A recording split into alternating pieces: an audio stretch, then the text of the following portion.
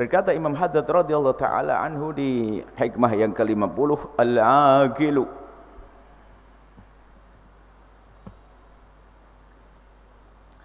al-aqilu, orang yang berakal, alladzi la ilma lahu, yang tidak punya ilmu, karrasyidi, seperti orang yang rasyid. Rasyid alladzi la mala lahu, yang tidak punya harta. Rasyid itu orang yang pandai mengatur dunia keuangannya, yang ngerti bagaimana belanja, menggunakan, enggak ada mubadir. Ibu-ibu yang gampang terpesona sama promo ini termasuk masuk kelas dungu kayaknya, bukan Anda loh ya. Padahal dia butuh satu, gara-gara beli 5 dapat 3, beli 8 akhirnya. Beli 5 dapat hadiah 3. Akhirnya sampai di rumah nggak berguna, mubadir. Kalau rasyid itu dia akan beli tepat sesuai dengan kebutuhan. Belanja, rasyid. Ar-rasyid itu orang yang mengerti bagaimana menggunakan uangnya. Ibu pernah ya? Sebenarnya perlu 1. Cuman menarik, kalau beli 1 itu harganya 2.000. Kalau Anda beli 3, 5.000. Akhirnya beli 3. Seolah-olah lebih murah karena 5.000 dapat 3. Sampai di rumah yang pakai berapa? 1 berapa harganya? 2.000. Mestinya nggak usah beli tambahannya. Sehingga dia biayanya jadi 5.000 nih. Yang kita butuhkan cuma 2.000, kenapa saya beli 3? Bisa jadi itu termasuk kurang rasyid. Rasyid itu intinya yang tidak rasyid. Yang tidak rasyid itu orang yang tidak bisa mengatur keuangannya.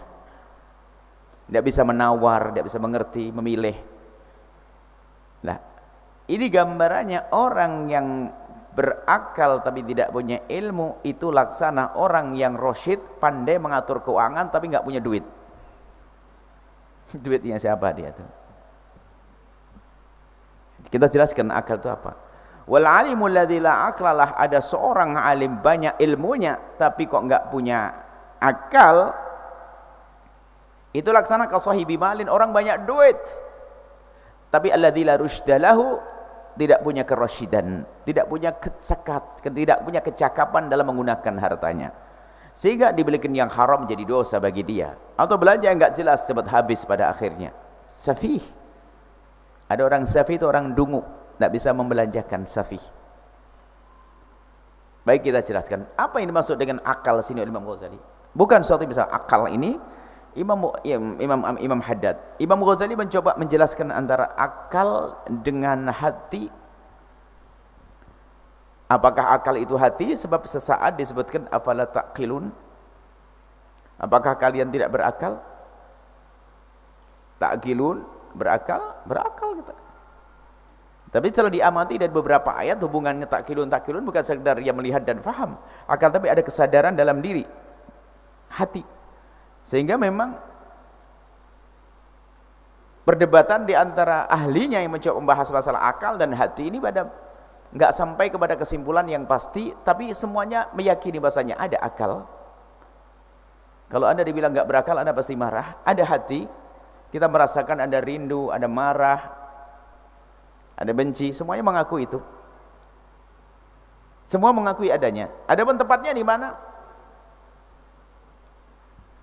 Tempatnya di mana? Mengatakan di hati. Di sini. Ada hati sanubari, hati yang segumpal daging, di dalamnya situ. Segumpal darah, bukan segumpal daging, di dalamnya. Itu pembahasan dan Nabi menyebutkan, akan tapi bisa saja dimasuk hati yang merasakan benci dengki, tempatnya di hati yang berupa segumpal darah tadi. Kurang lebih begitu, supaya ada memang sesuatu yang dibahas tambah Anda nggak paham, ya kayak gini-gini. Padahal cukuplah saya berakal, saya punya hati, selesai. Dasar kamu tidak punya hati, paham. Saya punya hati, selesai.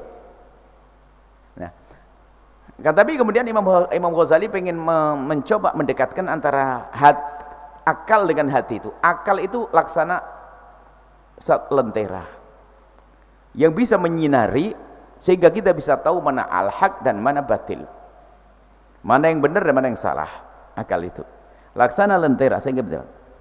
Cuman di mana letaknya lentera itu agar punya fungsi maksimal? Letaknya di dalam hati, sehingga begitu dia faham itu haram, dia merasakan saya harus meninggalkannya. Sehingga banyak orang tahu itu haram masih tidak meninggalkannya.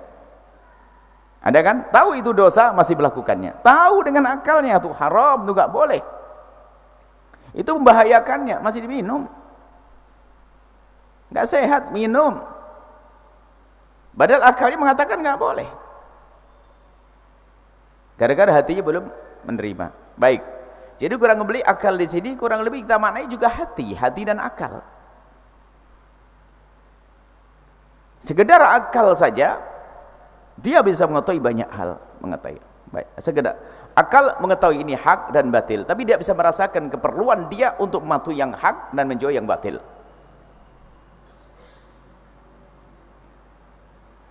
Baik, kurang lebih begitu. Jadi sesaat al-aqil di sini orang yang punya hati bisa dimaknai, yang punya hati, punya akal di dalam hati, punya akal, satu sinar yang ada di dalam hati. Baik. Akal bukan sekedar akal yang menghafal, tidak.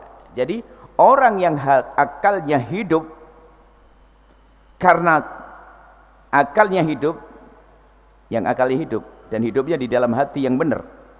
Kalau orang akalnya hidup tapi la ilma lahu, tidak punya ilmu,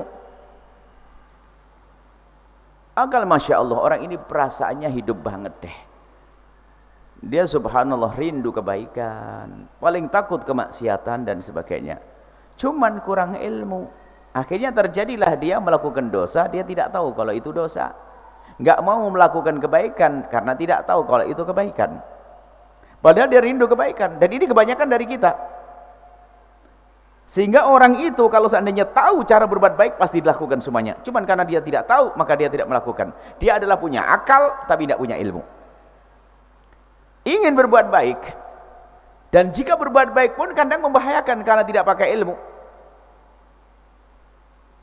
Ingin berbuat baik tapi tidak punya ilmu, akhirnya melakukan kebaikan dengan cara yang salah.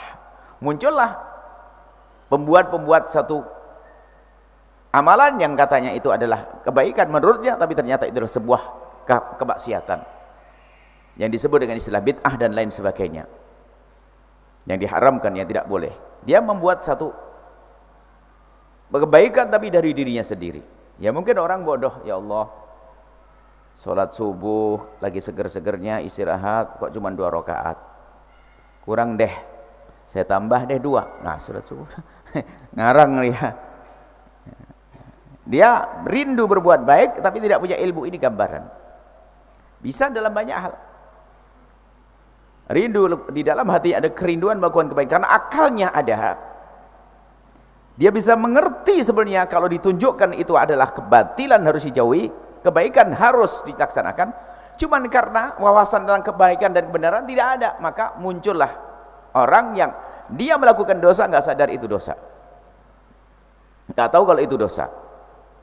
Dan ini yang banyak dilakukan oleh orang awam. Banyak yang dilakukan oleh orang awam itu hal-hal yang secara syariat diharamkan, cuman mereka tidak mengerti.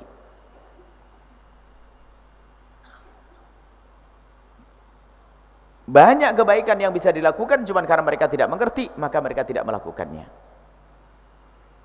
Baik, kemudian adapun orang alim, alladzi la aqlala, orang banyak ilmunya, masya Allah, ilmunya banyak, tahu halal haram semuanya, tapi akalnya yang ada di dalam hatinya itu tidak hidup,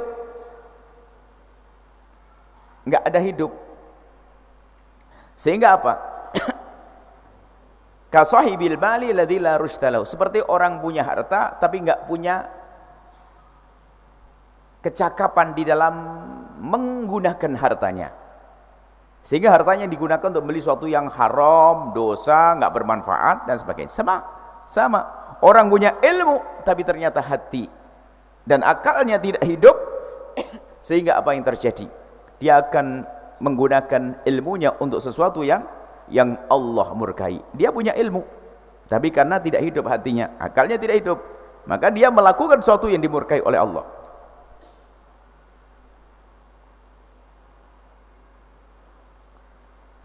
Lalu bagaimana setelah itu untuk kita?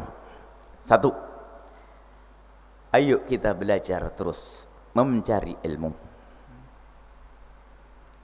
Karena sesungguhnya kalau Anda orang yang tampak sering hadir ke tempat mulia atau ingin melakukan kebaikan, sebenarnya akal Anda itu hidup. Tinggal terus diisi ilmu, alangkah indahnya. Setelah itu karena akal Anda hidup, maka dengan ilmu yang Anda dapat hari ini, sehingga menjadi Anda orang yang mudah melakukan kebaikan. Kemudian, bagi siapapun yang sudah punya ilmu, sudah belajar berlama-lama, jangan sampai ilmunya hanya berputar di otaknya, tidak turun ke hatinya. Seperti kata Imam Ali, ada orang alim punya ilmu banyak, tapi ilmunya hanya berputar di otaknya, tidak sampai ke hatinya. La yatajawazu an hanajiri, tidak melewati tenggorokannya. Wow, diskusi hebat, nulis buku banyak, tapi nggak bisa tahajud, nggak ngerti tahajud. Melakukan kebaikan mangga, pinternya hanya di otaknya saja, tapi dia tidak bisa menggunakan karena hatinya tidak hidup tadi. Ilmunya banyak, akal hatinya tadi tidak hidup, sehingga ilmunya bisa saja ditempatkan di tempat yang salah, digunakan untuk sesuatu yang Allah murkai. Jadi dua hal yang harus kita lakukan. Yang punya ilmu, ayo terus asah hati, asah pikiran, hati, sehatkan hati, menata hati, sehingga nanti menjadi orang yang rindu kebaikan. Dia sudah punya ilmu, dia sudah punya ilmu, tinggal menghidupkan hatinya saja. Kemudian yang belum punya ilmu kayak kita ini, ayo kita terus belajar, karena sesungguhnya tampaknya Anda di tempat-tempat mulia itu karena Anda orang yang punya akal tadi. Hati Anda hidup, tinggal dicekoi dengan diisi dengan ilmu, maka bersama hidupnya hati Anda, maka Anda akan menjadi orang yang setiap saat meningkat kebaikan Anda. Kenapa? Anda punya hati, alatnya ada, tinggal dikasih ilmu, nanti akan mengamalkan. Maksiat diberitahu maksiat, dia menjauhi. Itu saja insyaallah. Semoga Allah menjadikan kita orang yang punya ilmu dan punya akal. Punya ilmu dan punya akal. Yang berakal diberi ilmu.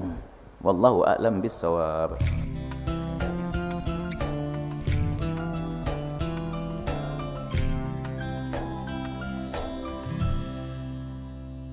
Sahabat Al-Bahjah TV, setelah menyaksikan video ini, jangan lupa bersolawat kepada baginda Nabi Muhammad. Shollu ala Nabi Muhammad. Allahumma sholli alaihi wa ala alihi wa sahbihi.